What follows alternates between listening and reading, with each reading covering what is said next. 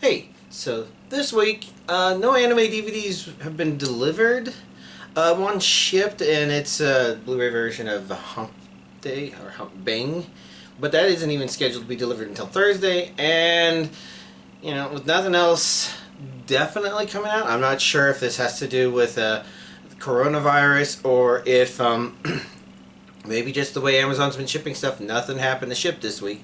But I figured I would actually cover a viewer request and talk about my physical Switch games, which is mostly going to be a review of how I pack things up in this cooler. But before we do that, we're actually going to take a peek here, because obviously that cooler can't hold all of my physical cartridges. And so in here, I keep some stuff. You can see the big blob of red up here. You probably can't see the details. It's not that big of a deal because, these are cool. I definitely want to keep these, but I should probably move them all to storage.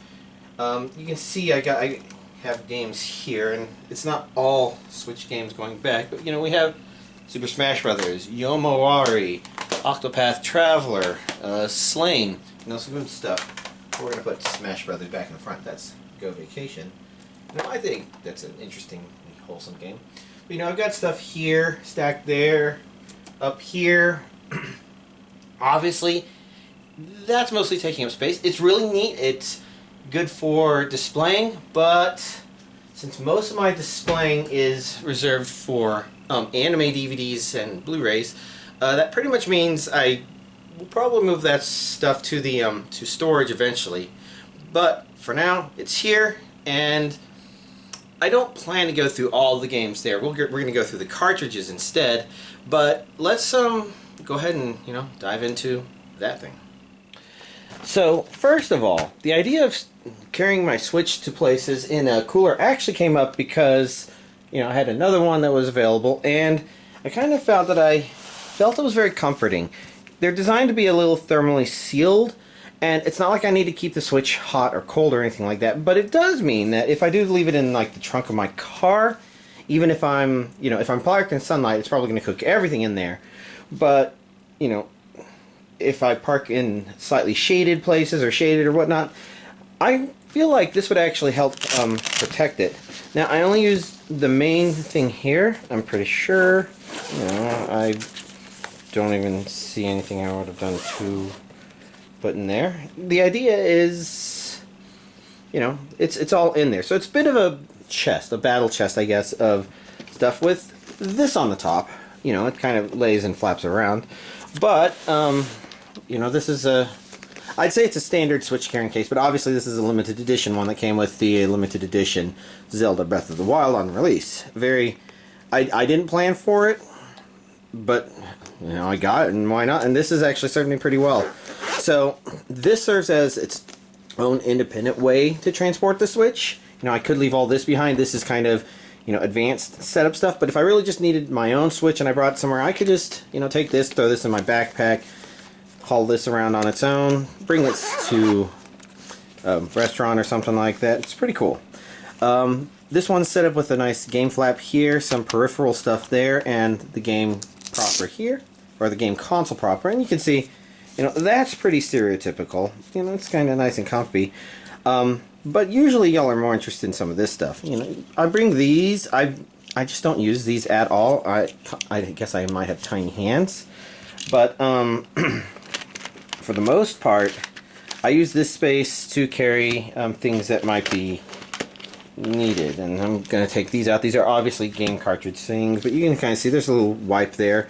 There's a USB-C cable here in case I'm going to charge. There's the other half of that. And there's an adapter right here for a micro SD card. And I'm just going to put this in here. So I've got stuff in order to already do a whole lot with this. They made the Switch very portable in that regard. Now, I guess actually before we get to these, we want to talk about games. So, as you might have guessed, these are the important games. The games that are most likely to be pulled out. You can see there's an empty slot here. That's because that's Pokemon Sword and it's in the console right now. And this space stays open because when I take that out to play something else, it's going back in here. Not that this is necessarily going to be its permanent spot, but I kind of figure stuff is there. And there's things here that could be moved out. It sometimes takes me a while to decide to move something out. But there's a lot of things in here, and of course you see Breath of the Wild right there, prominent there. I have Super Bomberman R here. That one's like an example of a good candidate that could get moved out. Super Bomberman is a fun game experience, but I don't know that that gets fired up too much. We have ARMS, you know, good punching game. Here we have one that will definitely stay in there. That's Mario Kart 8 Deluxe, of course. Splatoon 2. It's not going to go very far. Monster Hunter Generations Ultimate. Not going to go far either. Mario Tennis Aces could move out. It's mostly because it's not played, but hard to say. It's sort of like Dragon Ball Xenoverse 2 could get moved out, but you know, I still just think there's something about it that's just kind of fun. Sort of like I mentioned Go Vacation. I have it here because I wanted... I don't know. I don't dig these things out a whole lot. Obviously, this one gets dug out all the time, Super Smash Brothers. Because if it's not in the console, then it's going to get pulled out for someone soon. I mean, my nephew, who is also likely to play Mario Kart, would want that. And there's Super Mario Odyssey, which I haven't really fired up since I beat the game.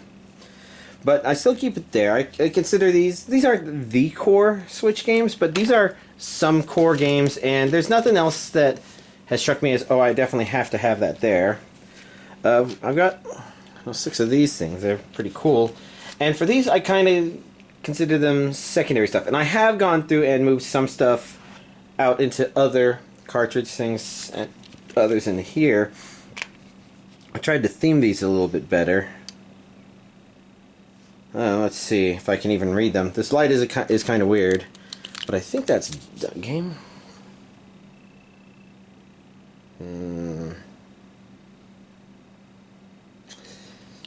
Okay, yeah, I have to admit that right now I can't see. It looks like Pokken Tournament. I think this... No, this one's barely been fired up. You know, we've got Minecraft. You know, you have to have Minecraft kind of accessible. So, like, if I go to my parents' house, Mom might want to play Minecraft. This is Dragon Ball FighterZ. You know, good fight 'em game. Let's see. Yeah, I'm really just basing Duck Game on recognition of the cartridge. Duck Game is a really fun thing to fire up, so that would be an example of something that might replace stuff here if it's played a whole lot. We've got Mortal Kombat 11, which I'm actually, even though a lot of people might like that, I'm very tempted to maybe... I want to keep it in here so that multiplayer games kind of stay closer to that. You know, because part of the advantage of this setup is it allows me to set up a multiplayer setup for people a lot better, a lot quicker. And so something like Mortal Kombat 11 is going to be here just because there's going to be some people who like that, even though it's not my style of fighting game. Looks like we have Overcooked 2 here, which is a classic. We got Rocket League, classic. You got even classicer. You got Wheel of Fortune and Jeopardy. You know, some really good. Yeah, these are all good multiplayer options just to have around. See, this is so that they don't have to be as dug out. Looks like we have Mario Rabbids. I think I went with a Mario theme in this one. See, I reorganized these recently and was able to put like the Mario theme stuff here. So we've got Super Mario Party, Super Mario Maker 2. The reason Super Mario Maker 2 is here is because it is capable, really capable of supporting multiplayer stuff, but it requires me to put time into it to make sure things are set up so that maybe we don't need an internet connection. But it's got all the good stuff. We got New Super Mario Bros. U Deluxe here. You know, so I guess I've got a Mario themed thing there, like I've said before. I think this is the black cartridge thing, because see, they're all black cartridges. Undertale, it can't go far because I've still not played it, but well, up until the recent Pokemon playing, I've kind of felt like I've been close to wanting to play that. We've got Doom 2016, really good. Octopath Traveler, which I'm not likely to actually fire up and play, but man, I cannot let that go far. I liked it too much. And then Axiom Verge, which, you know, is also something I'm probably not likely to fire up real soon, but I really liked it. So we got some black cartridge games there. Really good stuff. Here we have See, this is Dragon Quest Builders, and I was just thinking, why didn't I put Dragon Quest Builders 2 here? And, you know, maybe it's just because some of this stuff is weird afterthought. So, Kirby Star... Is that Kirby Star Alliance? Is that what it was called? Can't tell. The lighting here is actually never always been that great. We have Owlboy, and we have... I don't know if it's supposed to be pronounced Rhyme or Rime. This was an early Switch game that seemed kind of open world-esque, sort of like Zelda, but I never actually watched any trailers or fired it up. It looked neat, but I just never got around to it. So, like, the Kirby Star Allies one is probably a really good candidate for getting out of here, whereas Dragon Quest Builders is very Dragon Quest meets Minecraft, and since that's, you know, Minecraft is my thing, and I do have some respect for Dragon Quest, even though it's too grindy for me. You know, I still kind of want to see what it does and what it's like. And then we got the sixth and final one here, which I've got Skyrim. I guess Skyrim never went far. I guess these are the strange single-player game things. Well, Sonic Mania I don't think is necessarily strange. I haven't played it. And it's not focusing, is it? Anyways, I've not played it, but it looked pretty good, and it seemed like the Sonic game to be holding on to, bringing with the console. Dead Cells and Slain. I'm pretty sure they're not the same game. But sometimes, just looking at them from a distance, it almost feels like I'm looking at... Well, not the same game, but... You know, something along those lines. So, you know... I haven't tried putting them back in here with that thing down there, but... And that would be why you wouldn't want to, because it is a little... thing. So, you know, just... I need to get this a little flat. I see. There we go. Because I don't want it to push into the Switch too hard. Like, maybe just a little tension, but nothing to actually try and damage stuff. So, now we get into this, which it's a little bit more packed. You can see here, you know, since we're on a game spree, we might as well, or since we've been talking about games, we might as well talk about these things. So, you know, this is why there's a lot of... Yeah, there we go. There's a lot of cases over there, and y'all couldn't even see all of them. Man, so I can see Hello Neighbor. I won't be able to take these out. Yeah, unfortunately I need better light to read some of these because they're really small. And I don't remember the names off the top of my head. I think that's like Lost...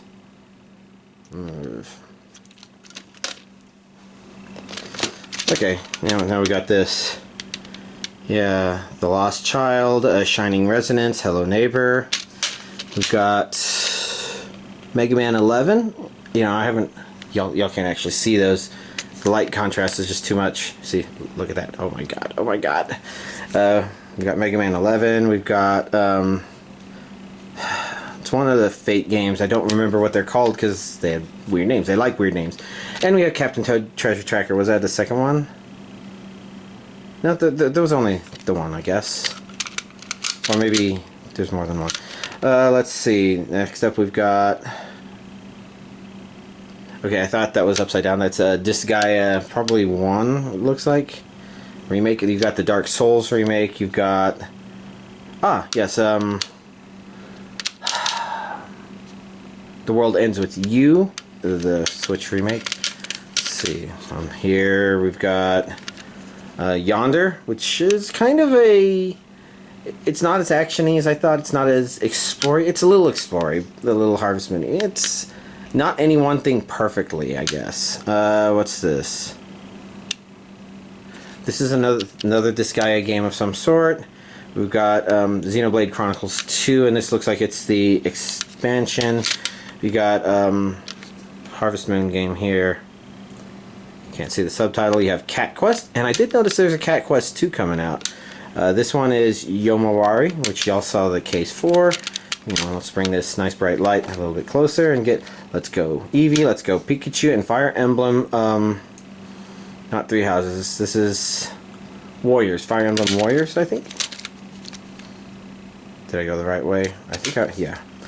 Next up, we've got Gunvolt, Katamari Damacy Reroll. We've got South Park: The Fractured Butthole. Next up, oh shit. Okay, we have Xenoblade Chronicles 2 here. We've got Galmetal here, and I can't quite tell what this one is. You know, they write those titles so small, and it's a bunch of white noise. I know, that's racist. Anyway, let's see. I think next up is the blue one. Now let's see how far I can go without using any light, and I can already not see the contrast too well on that. I know this is Shantae, but let's see, the other one is Final Fantasy X and X2. Shantae, which one is this? Pirate's Curse? Yeah. We've got L.A. Noire. You know, I don't think L.A. Noire actually scored as high as I thought it did, but it was a notable game for its time, so I kind of want to give it a shot eventually, maybe. Next up, we've got Resident Evil 0, and I was hoping it was Resident Evil 0 and the Resident Evil remake, but the remake is actually a download code. Kind of sucks. I like my physical stuff. We've got Another World, which in the US a long time ago was released as the title Out of This World. Next up, we got Final Fantasy, I think that's... I am having trouble reading that because I'm pretty sure that's Oracle, maybe 12. I don't remember the numbers too well. Well, I'm assuming that's Darkest Dungeon, but I can't see it. This is My Time in Portia, which kind of looked like another Harvest Moon option. Really cool.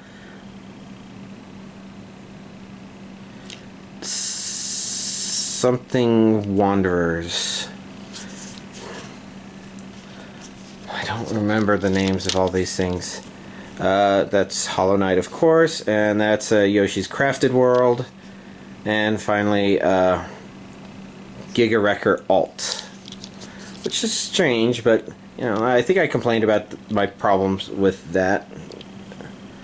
This is Remy the Lost Lore. We've got Super Neptunia RPG, Umihara... Damn, I can't read that second word. It's about your food delivery person or something like that. Maybe with superpowers, I don't know. Oh, yeah, Fire Emblem Three Houses. Marvel Ultimate Alliance 3. Yeah, that's Thanos. I was like, who's that little yellow person? But that's a hand. There's Dragon Quest Builders 2. Now, it's not with the other one like it should be. This is Momodora or something like that. We've got Collection of Mana. We've got, Ni no Kuni 2. And then last in here we've got Transistor. This is Dragon Quest XI and Zelda Link's Awakening. You know, Link's Awakening ended up floating into here because even though I played it and enjoyed it, it also kind of got to the point where I'd done enough. And then last but not least, you can kind of see it's blank back there. I got this red one because I had the other little red things, so red was the last color I'm going through here. So if I kind of remember the order I've gotten stuff, I can kind of figure out what's where. Here we have Celeste, Resident Evil 4, which, you know, comes with download codes for Resident Evil 5 and 6, Luigi's Mansion 3, A Hat in Time, there's Shantae Half Genie Hero, and oh yeah, the other one was Genso Wanderer because that was a thing. So then what was this one? Something Planet. It's a very Sonic-like game, which I've commented looked like it was inspired by Sonic, but not too dependent on it. Let's see. Here's Rune Factory 4. Up here we got Pokemon Shield. Ghostbusters the game. This is a Toho thing. I don't remember. Kabuki Battle, maybe? Coma. Final Fantasy VII, Final Fantasy VIII. This is an import from Asia, and the games really do appear on there, and they're pretty good. Yes, and Wandersong. Alright, so that's, I'm gonna go ahead and turn the flashlight off on that. But that was a walkthrough of all my physical games. There's a couple digital ones, but let's talk about the real physical setup here. Because everything else under here is like, okay, well, you can probably guess that this box is big because it's got a lot of controllers. You might notice this bundle of cables here. I'm trying to find the fourth one. There it is. So you can kind of see here that there are 4 USB-C plugs. So in theory, if there's 4 controllers and 4 things they could be plugged into, then I can have all 4 of them charging at the same time.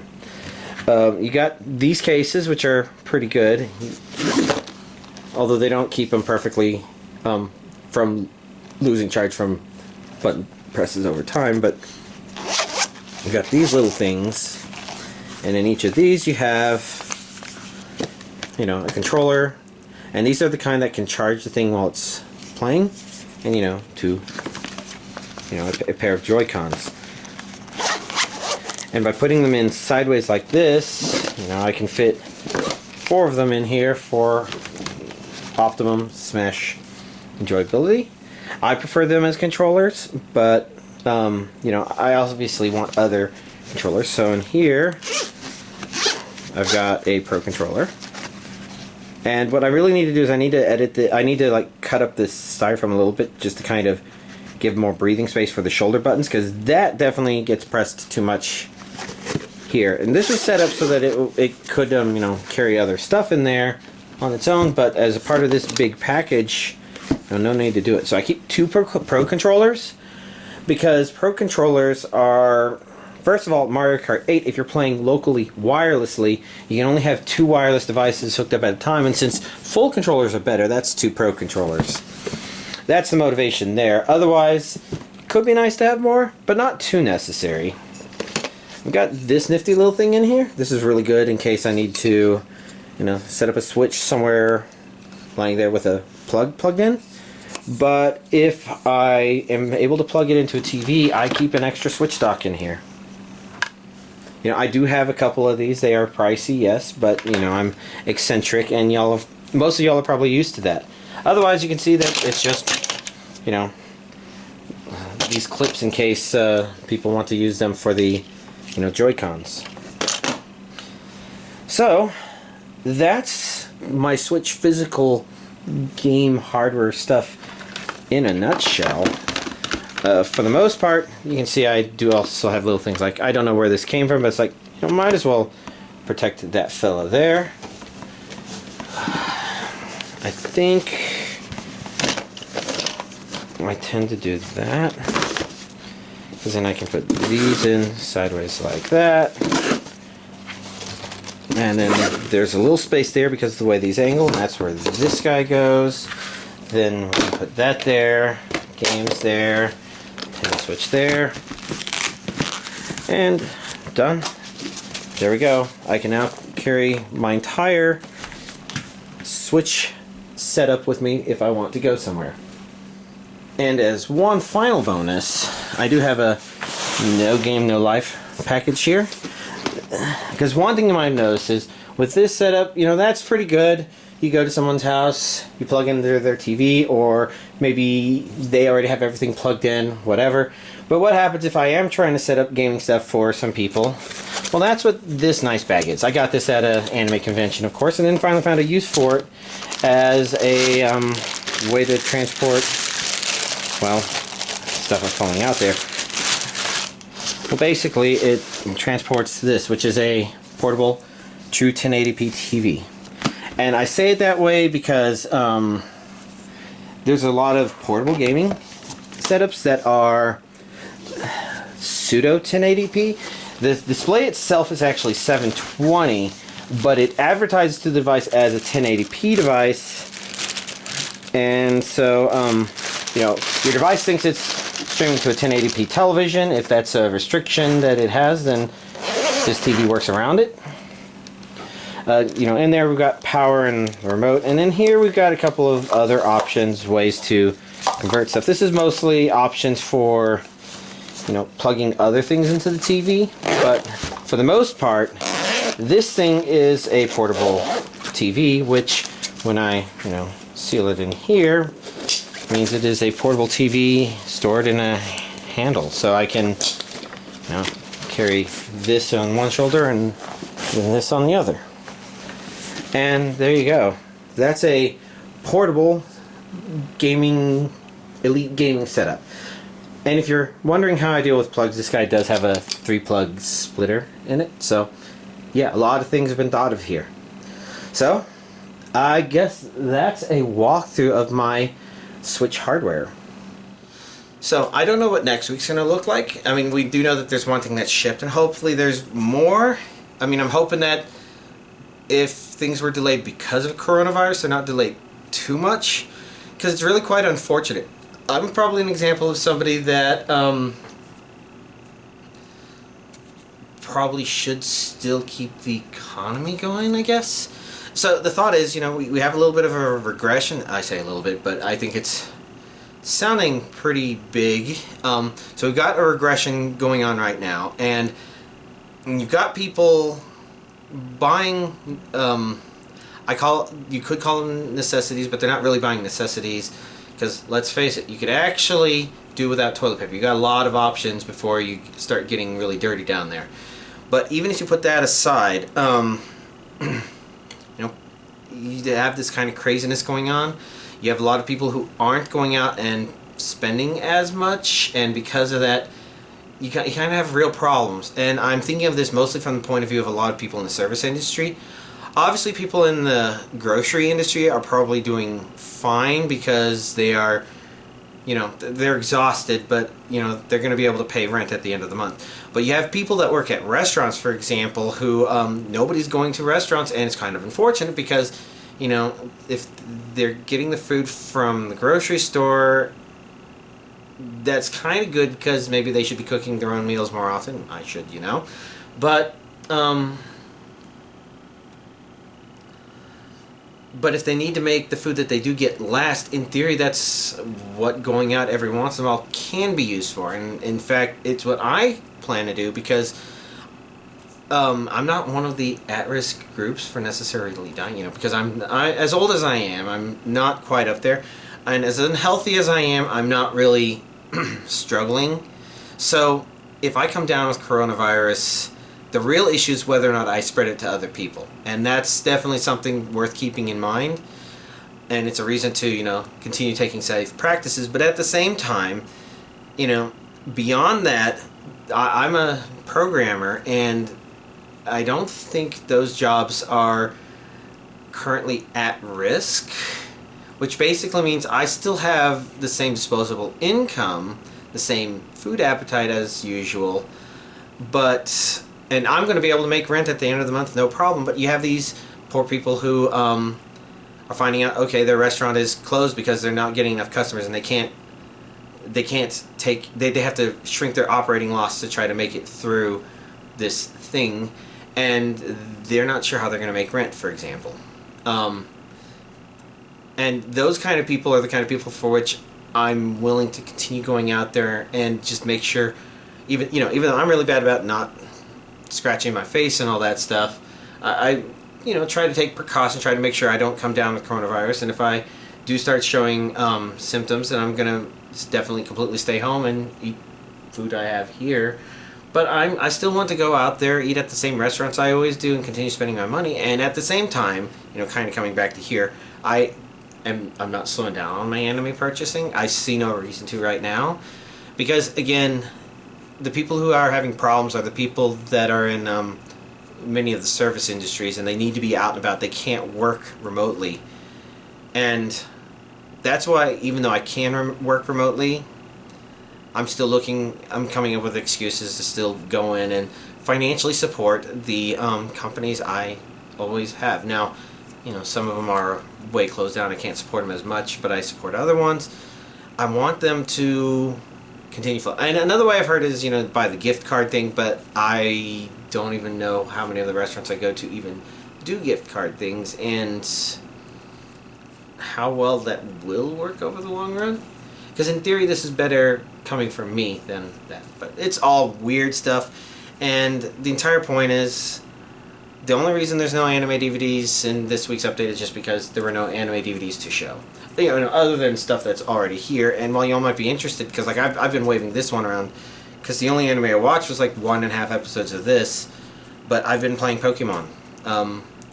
I think I mentioned last week that I wanted to build a competitively viable team, and part of that, of course, includes coming up with an engine of surviving in the Pokemon Sword metagame. So I've already beaten the Battle Tower, which is, I came up with a Battle Tower team that's based on a couple of known Battle Tower heavyweights, and then I use Type Null. I like Type Null because it doesn't seem that great, and it necessarily isn't that great, but it is a surprisingly good pivot Pokemon, because when you put an Eviolite on it, it takes a lot of hits just because it's got some pretty beefy stats without those, and it doesn't have anything else to do with its time other than that. And then it's got low speed, which means it's actually really good for using U-turn. You take one hit and then take a second hit, get out, and that means it's really good for pivoting between two super aggressive Pokemon without wearing those Pokemon down. Get them in safely, and I can go back and forth a couple of times if I need to, because Type Null can just take those kind of hits. And he's got a couple of things in case some weird strategies show up, but I don't think he'd be able to handle them, so it's just a weird thing. And with that, I didn't lose any of the matches. After 44 matches in a row, victories in a row, they had ribbons for, achieving what all the Battle Tower in this generation had to offer. And that was pretty good. And then getting used to Dynamaxing and what kind of Pokemon to use there, that has been... Yeah, I've been needing to kind of get used to some of that stuff. And unfortunately, I started finding shiny Pokemon, and shiny Pokemon kind of encourage, how do I use this?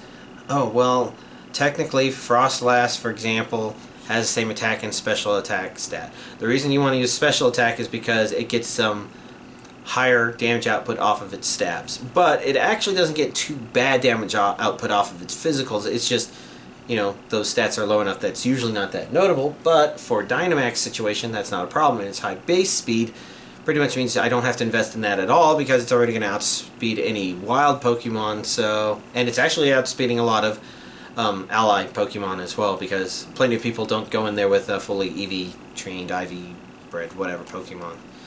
The only problem is it takes a long time to get the things you want. You used to be able to get Ditto, Ditto, Ditto, Ditto, Ditto, Ditto.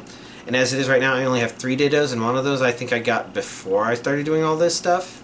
Now, the 2 I've gotten after I've gotten all this stuff were from Dynamax raid battles, and one of them has 5 perfect IVs, the other one has 4.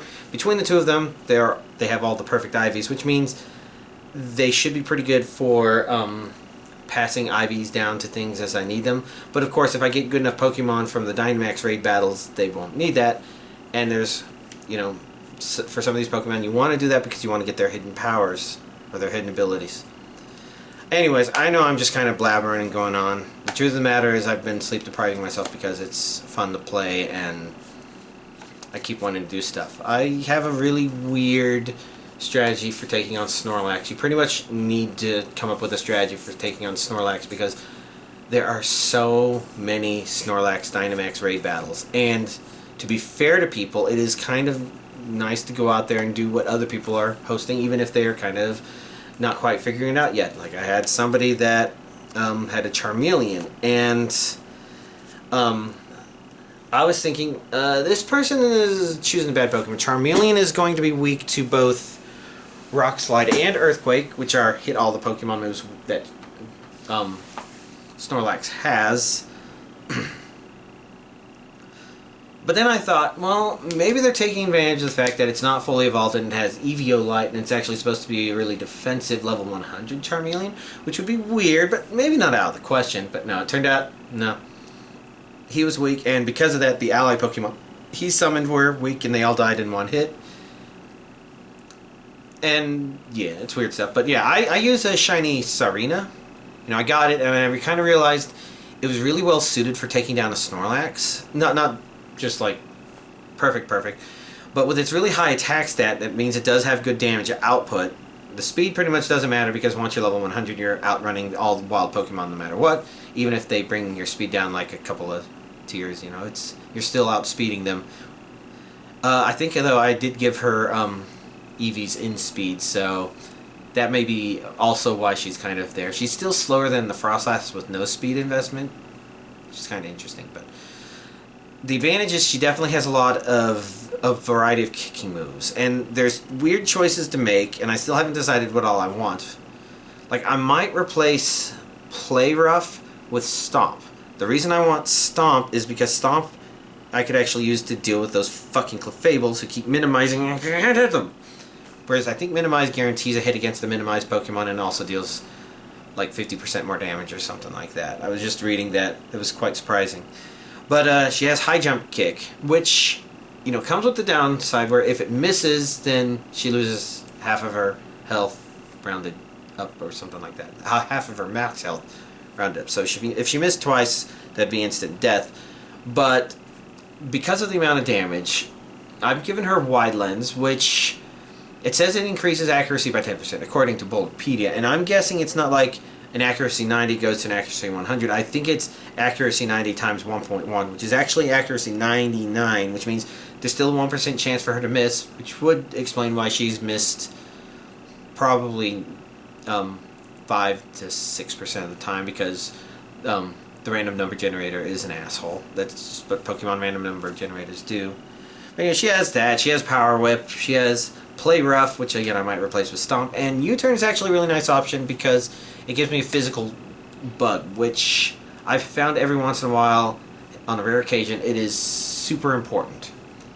Especially when you're trying to get a contrary upside down squid thing. So, I don't know. I'm just talking about a whole lot of stuff. Again, because Pokemon's been fun, but, you know, I'm showing the Switch Hybrid today, and I think I'll probably try and come up with a plan for next week in case all that's here is the Hentai DVD, but I probably won't do something as elaborate as this, if you could call it elaborate. So, well, there we go. And I'll probably talk about that 1.5 episodes of anime I've watched next week on top of if I've watched anything else. But, until then, y'all, have a nice week.